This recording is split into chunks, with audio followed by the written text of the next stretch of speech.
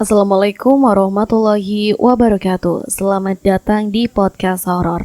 Kembali lagi bersama aku. Di sini aku akan membawakan sebuah cerita yang ditulis oleh Restu Wiraatmaja berjudul Ngunduh Jiwo. Sedikit gambaran ya. Jadi Ngunduh Jiwo ini menceritakan seseorang istri yang jadi korban pesugihan perias pengantin. Nah, kalian pasti penasaran kan seperti apa kisah selengkapnya? Nantikan ceritanya bersama aku. Buat kalian yang baru gabung, silakan untuk support channel ini dengan cara klik tombol subscribe, like, dan komen. Dan langsung saja kita masuk ke ceritanya.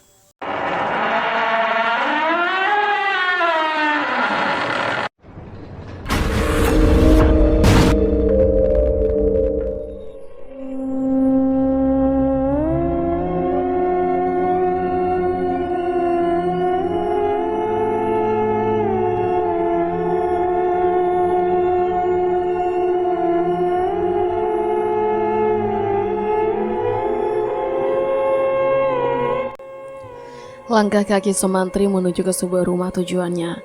Kali ini dia bahkan tidak mengetahui akan bagaimana yang terjadi selanjutnya jika berita ini diberitahu kepada calon pengantin dari Bagus. Sampai kapanpun Rahayu tidak akan tenang selama orang-orang yang membunuhnya masih menggoyangkan ranjangnya dengan penuh kenikmatan. Tiba saat dimana Sumantri berada di hadapan sebuah rumah yang dulu pernah mampir untuk mengusir sesuatu yang memang sudah direncanakannya. Andaikan saat itu Bunda Melati tidak menyuruhku untuk memasuki Rahayu ke salah satu anggota keluarga rumah ini, maka aku sendiri tidak akan pernah bisa membongkar semua kejahatan dari Bunda Melati.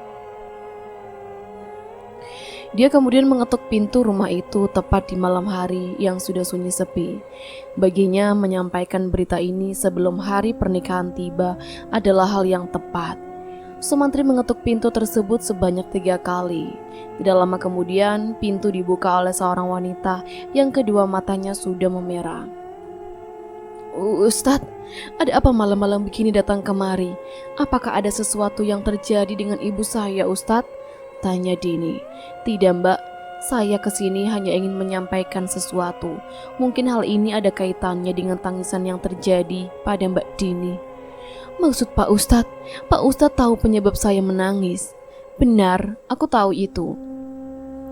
Dini merasa kurang nyaman dengan pertanyaan yang baru saja dibuat oleh pria yang ada di hadapannya.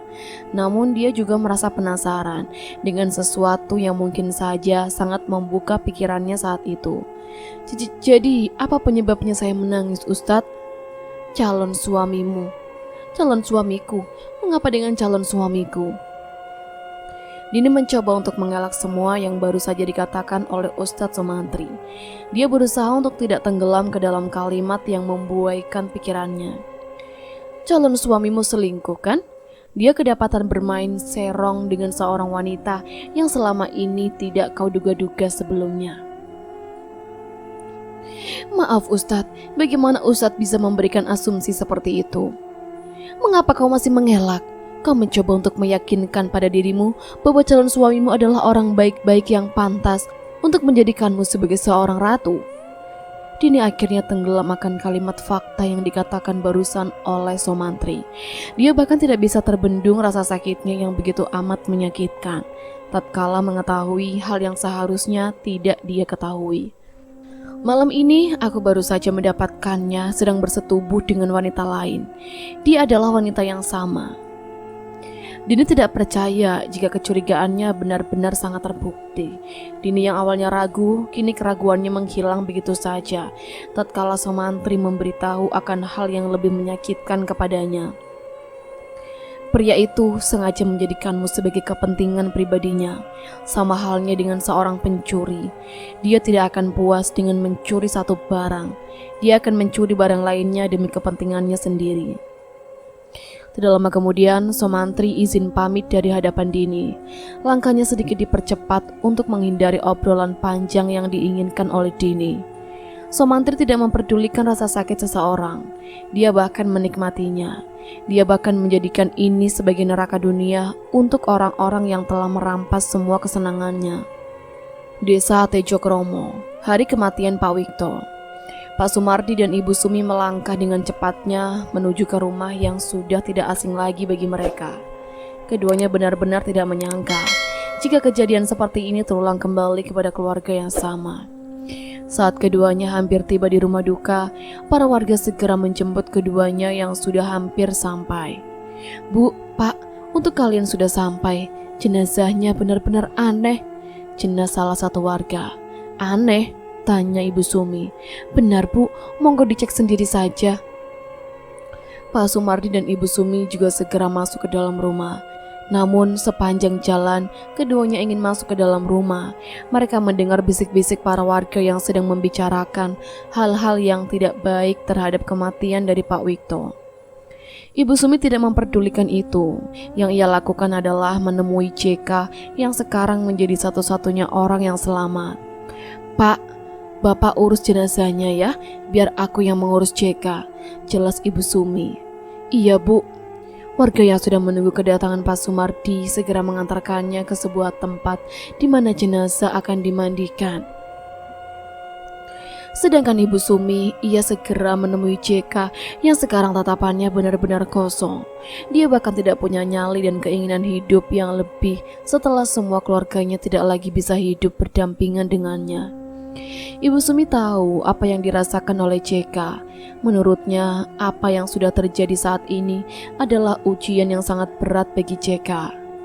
Kematian satu persatu anggota keluarganya adalah sebuah pertanda akan ujian besar yang selalu menerjang hidupnya di usia muda. Sembari memainkan jari jemarinya, JK selalu mengucapkan kalimat yang terus-menerus diucapkannya. "Harusnya aku ndak nurutin orang itu. Harusnya aku ndak nurutin orang itu. Harusnya aku nggak nurutin orang itu. Harusnya aku nggak nurutin orang itu."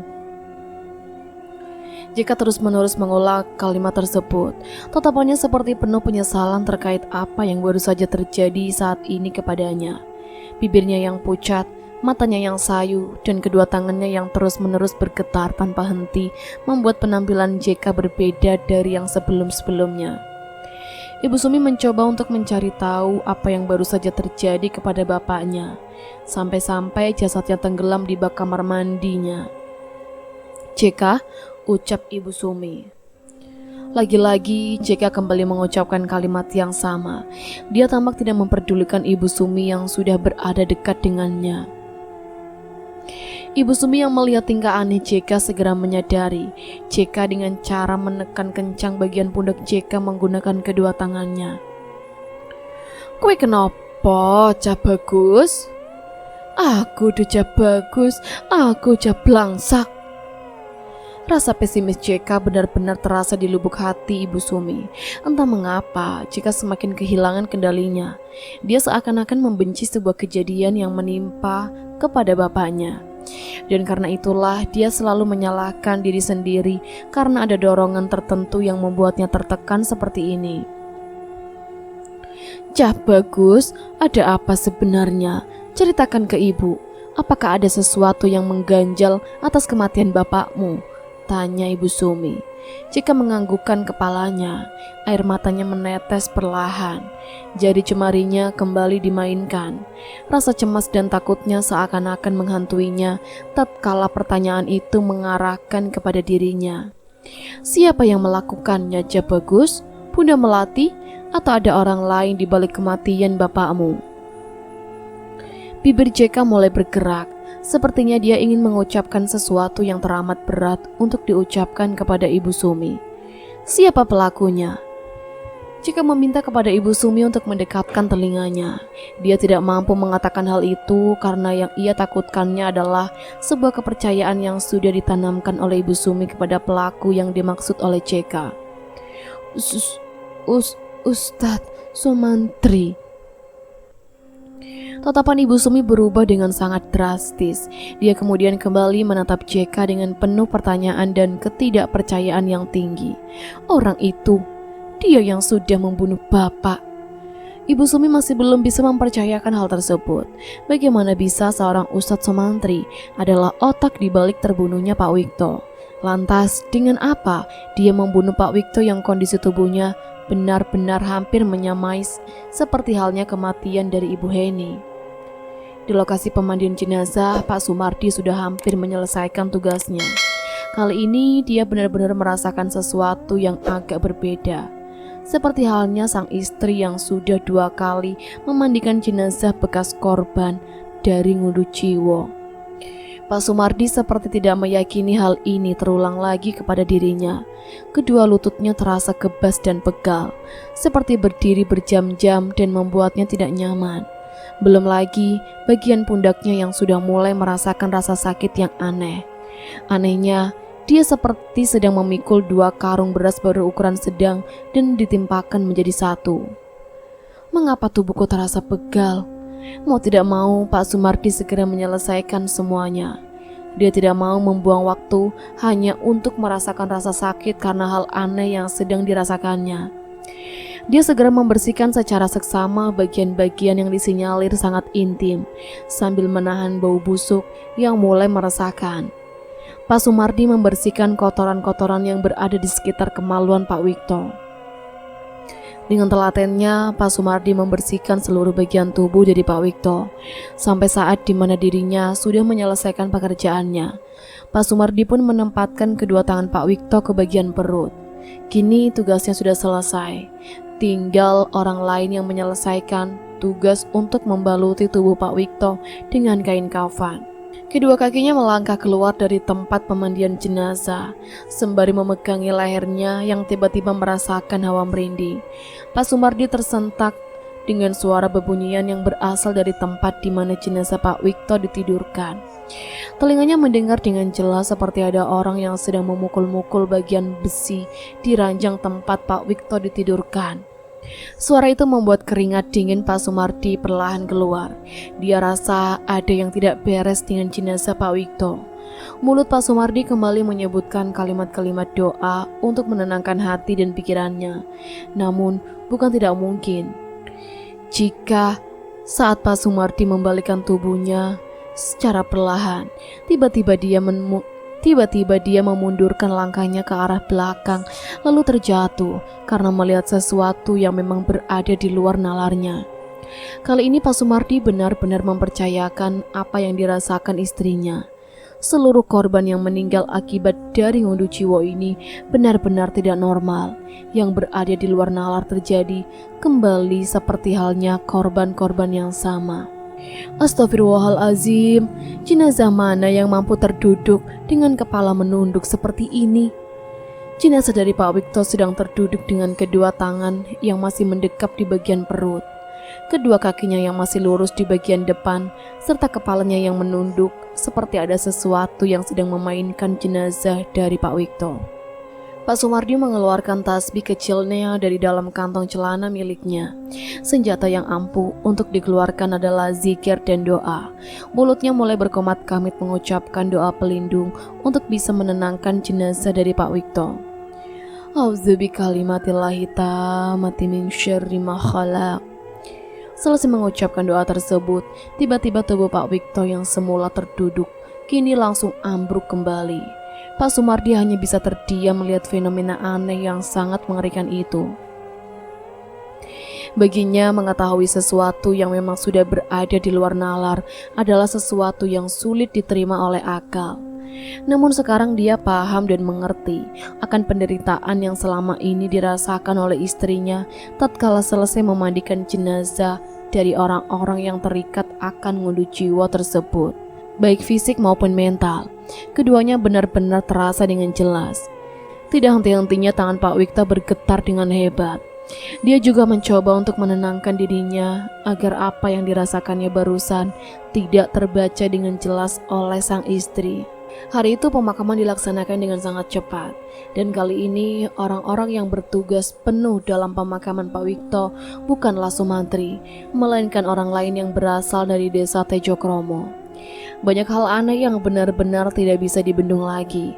Orang-orang yang sangat ditunggu-tunggu kehadirannya justru tidak hadir dalam proses pemakaman dari Pak Wikto itu sendiri. Pak Sumardi dan Ibu Sumi tidak bisa berlama-lama untuk berada di tempat pemakaman. Mereka berdua memilih untuk segera pulang ke rumah dan mengistirahatkan diri. Energi dari keduanya benar-benar terkuras dengan sangat cepat. Aneh, orang-orang yang memiliki hubungan terhadap Pak Wikto mendadak menghilang dengan sendirinya. Bunda Melati, Somantri, dan beberapa orang lainnya tiba-tiba mendadak menghilang. Apakah semua ini memang sudah direncanakan? Kata Ibu Sumi kepada Pak Sumardi. Pak Sumardi tidak bisa berkata apa-apa. Tangannya sedari tadi menahan tremor yang begitu kuat. Rasanya ketakutan itu masih ada. Semua masih terekam dan terngiang-ngiang di kepala saat jenazah dari Pak Wikto bangkit dan terduduk dengan kepala menunduk. Pak, kok diam aja? Bapak tadi melihat kejadian aneh. Kejadian aneh pada jenazah Pak Wikto. Iya, entah mengapa kali ini Bapak mulai menyadari ada sesuatu yang menggerakkan semuanya. Sepertinya ada orang lain yang sengaja membuat teror semacam ini. Maksud Bapak, saat dimana pemandian berlangsung, Bapak mencium bau busuk di bagian vital si jenazah. Bapak bersihkan. Lalu saat dimana semuanya sudah selesai dan ingin meninggalkan tempat pemandian, tiba-tiba jenazah Pak Wikto mendadak bangkit dan terduduk dengan kepala menunduk ke bagian bawah. Rasanya memang semuanya sudah digerakkan oleh seseorang atas teror ini. Ibu Sumi tidak menyalahkan persoalan tersebut. Dia justru membenarkan opini terbaru yang diberikan suaminya terkait dengan pelaku dari orang yang membuat teror tersebut. Apakah ada hal lain yang belum kita ketahui, Bu? Tanya Pak Sumardi. Aku mencurigai seseorang untuk kejadian ini. Bunda Melati? Bukan, tapi Somantri. Cika bilang penyebab Pak Wikto terbunuh adalah karena ulah dari Somantri. Berkali-kali Cika mengucapkan kalimat yang aneh. Apa isi kalimat itu, Bu? Seharusnya aku ndak nurutin orang itu. Kalimat itu adalah bentuk kalimat penyesalan, jelas Pak Sumardi. Tidak seperti yang sudah terjadi sebelumnya. Cika sangat memprihatinkan sekali setelah semua anggota keluarganya meninggal dengan kasus dan latar belakang yang sama. Kedua orang ini sama-sama merasakan rasa iba yang besar terhadap JK. Mereka berdua berencana untuk kembali mengunjunginya jika dirasa JK sudah merasa lebih tenang. Desa Wongso. Lain cerita dengan yang terjadi di Desa Wongso. Kali ini Bunda Melati dan yang lainnya mendatangi rumah Dini. Mereka semua berencana untuk menanyakan kesiapan Dini dan keluarga dalam menjalankan hari pernikahan tepat di bulan pengantin ini. Ibu Sri dan Pak Terjo, semestinya kita sudah memasuki bulan pengantin. Namun karena ada hal lain yang memang sedang kita lakukan, sepertinya kita akan memundurkan pernikahan anak kita di 2 hari ke depan, jelas Bunda Melati. Dari pihak keluarga Dini, tidak ada satupun dari mereka yang menanggapi hal ini. Baik Dini ataupun Ibu Sri serta Pak Tejo, ketiganya saling mencuri-curi pandang. Mereka bertiga tampaknya sudah mengetahui tujuan yang sebenarnya dari Bunda Melati dan alasan mengapa pernikahan itu diundur dalam jangka waktu 2 hari ke depan.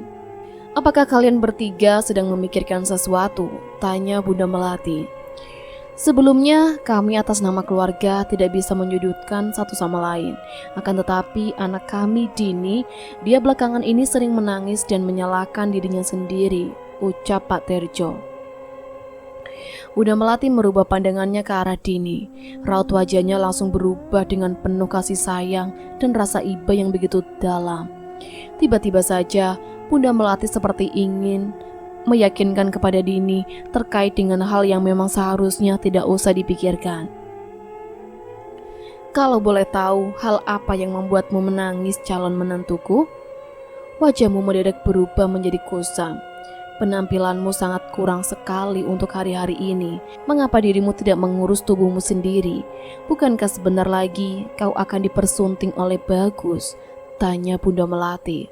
Dini tersenyum lebar ke arah Bunda Melati. Senyumnya sedikit mengejek kalimat pedas yang baru saja didapatkannya usai mengetahui keadaan buruk yang baru saja menimpanya dalam beberapa hari ke belakang. Bunda ingin tahu mengapa aku tidak merawat tubuhku? Tanya Dini. Silahkan beritahu Bunda sayang. Jika ada seorang wanita yang merelakan tubuhnya untuk diperjual demi kepentingan harta semata, bukankah itu sama saja seperti pelacur? Namun, bagaimana jika hal ini dibalikan kepada seorang pria? Bagaimana kalimat yang baik untuk menyebut seorang pria yang bermain seorang dengan wanita, sedangkan dirinya sendiri akan menjadi keluarga dalam jangka waktu yang sangat panjang? Bunda Melati langsung mengarahkan pandangannya kepada Bagus. Dia bahkan telah menyadari kalimat yang baru saja dikatakan oleh Dini kepadanya. Sementara itu, Cici dan Bima hanya bisa terdiam mendengar pengakuan yang sangat pahit dari seorang Dini terkait dengan penyebab dirinya tidak merawat tubuh dan wajahnya dengan baik. Awalnya, aku tidak memahami akan hal itu. Seorang pria yang begitu aku cintai, dikenal dengan sangat baik dan benar-benar menjadikanku sebagai seorang ratu di kehidupannya. Dia yang tidak pernah mengatakan tidak, bahkan untuk sekalipun. Tiba-tiba menjadi sangat aneh semenjak hari di mana Cici memberikan pertanda perselingkuhannya sendiri. Tidak terasa Dini meneteskan air mata penyesalannya. Dia bahkan tidak sanggup untuk menahan beban yang sangat berat ini. Ia lebih baik kehilangan perubahan dari bentuk tubuh atau wajahnya dibanding kehilangan nyawanya, karena mengetahui bahwa pengkhianatan itu bermula dari rasa percaya diri yang begitu dalam terhadap seseorang yang sangat baik dikenalinya. Dini, apa yang kamu rasakan, lihat dan pikirkan itu salah, bela Bagus. Apa maksudmu? Tanya Dini sambil menatap tajam ke arah Bagus. Kamu terlalu memikirkan hal yang sangat berlebihan antara aku dan juga Cici. Kita berdua tidak ada hubungan apapun. Bukankah sudah kubilang, jika Cici ini adalah orang yang selama ini mengejarku, namun aku sendiri tidak begitu menginginkan kehadirannya. Tanpa disadari, Bagus telah menyakiti dua hati wanita sekaligus. Dia telah menjadikan itu sebagai pembelaannya sendiri.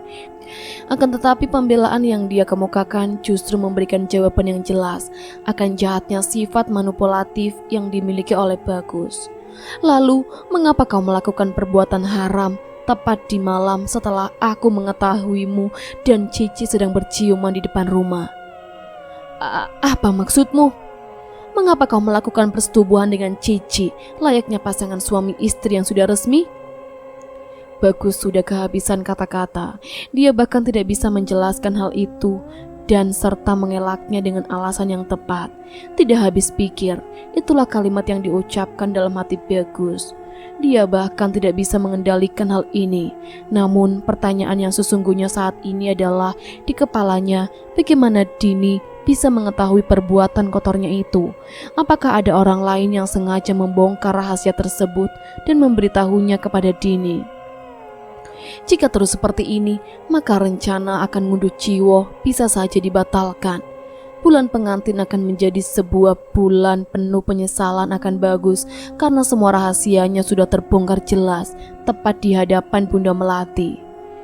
Dini kembali mengoceh. Dia belum puas untuk memberikan penyesalan kepada Bagus terkait apa yang sudah dilakukannya. Dia bahkan menyudutkan Cici serta Biimah sebagai dua orang yang sangat tidak berperasaan sebagai sesama wanita. Kalian berdua juga kurang ajar, sembari menunjukkan jari telunjuknya ke arah Cici dan Biimah.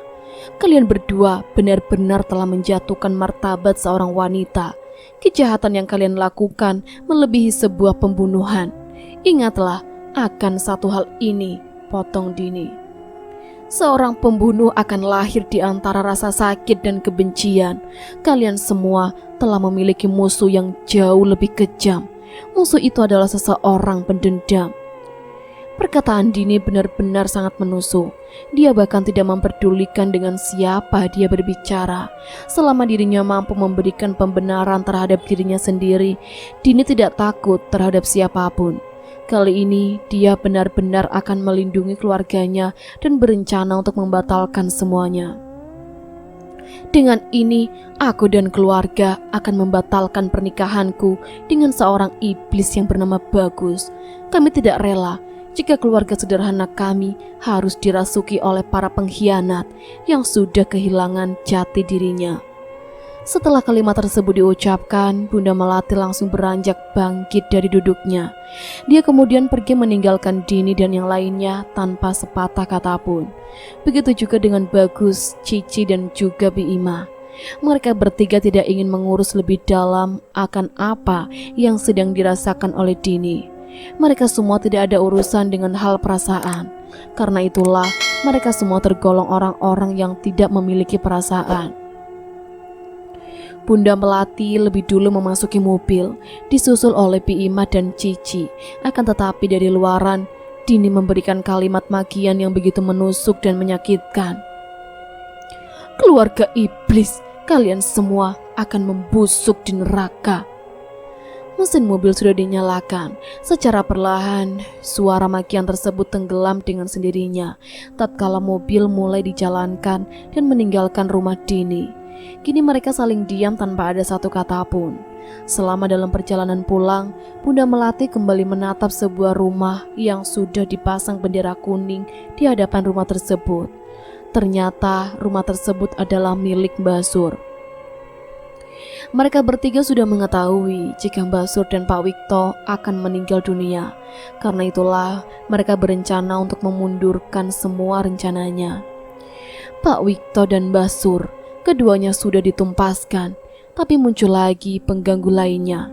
Sepertinya memang kita segera menjalankan ngunduh jiwa sebelum semuanya lepas kendali, ucap Bunda Melati.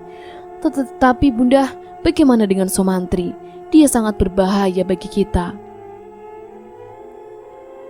Ular itu sudah mengeluarkan semua bisa di dalam tubuhnya. Sebentar lagi dia akan kesulitan untuk bertahan tatkala orang yang selama ini dia remehkan mulai bergerak. Tidak kusangka Ustadz Gadungan itu telah merencanakan semuanya dengan hebat. Rahayu, calon suamimu itu sangat pintar. Dendam dan ambisi. Desa Tejokromo. Flashback 1 hari setelah kematian Rahayu. Langkah dari seorang pria menerobos masuk ke dalam rumah yang sangat besar bak istana yang berdiri di tengah-tengah desa. Entah dari mana informasi yang dia dapatkan. Namun sebelum itu dirinya sudah mengambil sebuah benda penting yang menjadi sebuah media penyebab dari kematian orang yang sangat dicintainya. Jika perias pengantin itu benar, maka orang itu berada di sekitaran kamar ini.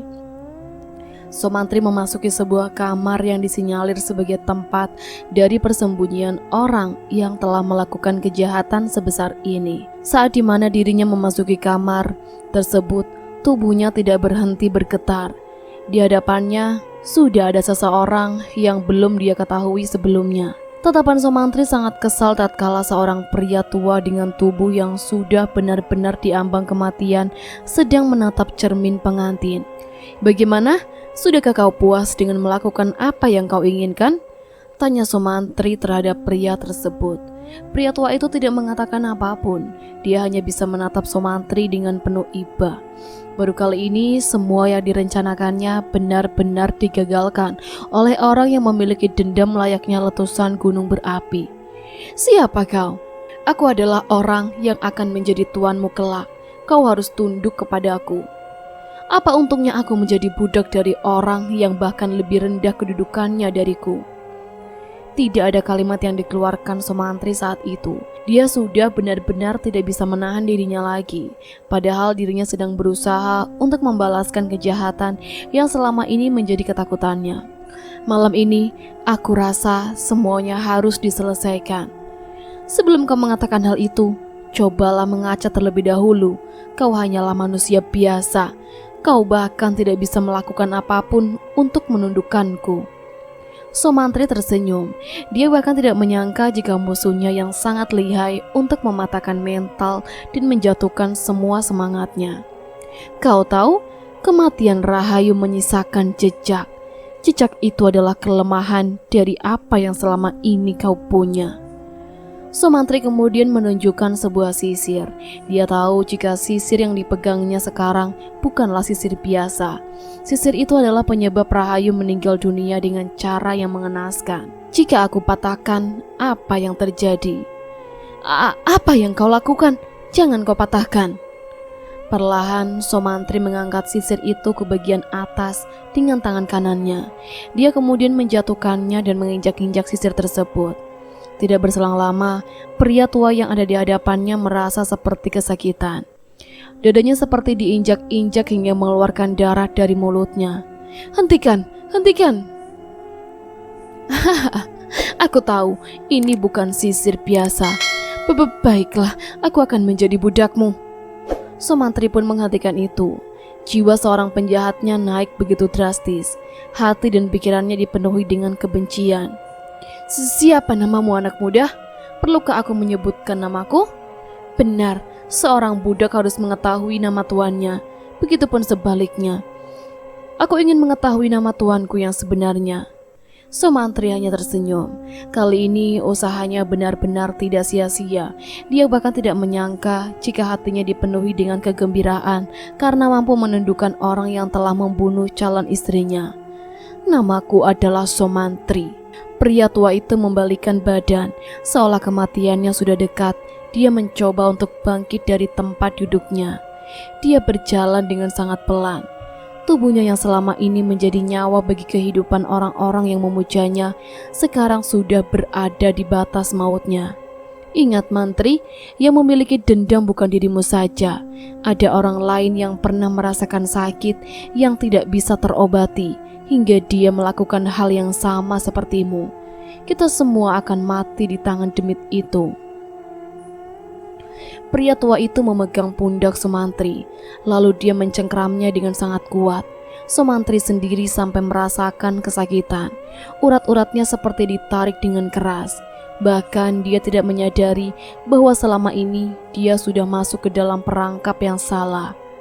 Ngunduh jiwa tidak akan bisa dihentikan kecuali calon pengantin mematahkan 3 sisir tersebut dan menancapkannya ke tiap liang lahat tiap korbannya. Semakin dicengkram, tubuh Somantri semakin kesakitan. Suhu badannya tiba-tiba berubah drastis. Mata Somantri memerah seketika. Dia tidak bisa menahan lebih dalam lagi akan kesakitan yang luar biasa. "Lepaskan, lepaskan! Kau tahu, selama ini aku mencari para pengantin dengan menggerakkan istri dan anakku. Lalu aku juga memanfaatkan perias pengantin yang merupakan orang yang sudah aku ajarkan untuk menumbalkan para korban." Fakta demi fakta mulai terungkap. Ternyata orang seperti Bunda Melati dan yang lainnya adalah orang yang dijadikan sebagai penggerak untuk ngunduh jiwa. Dan rumor terkait dengan keberadaan dari Pak Pranomo yang disembunyikan ternyata benar adanya. Itu menandakan jika ngunduh jiwa dilakukan di tempat yang tertutup. Ini adalah ruangan yang dipergunakan untuk menumbalkan para wanita yang akan dijadikan wadah dari demit manten. Ruangan itu sangat luas, didesain seperti layaknya ruangan yang dipergunakan untuk tempat pertemuan. Tidak heran jika tempat sebesar ini hanya diperuntukkan sebagai tempat untuk melakukan ritual ngunduh jiwa yang dilakukan oleh Pak Pranomo. Somantri tidak mau mengalah.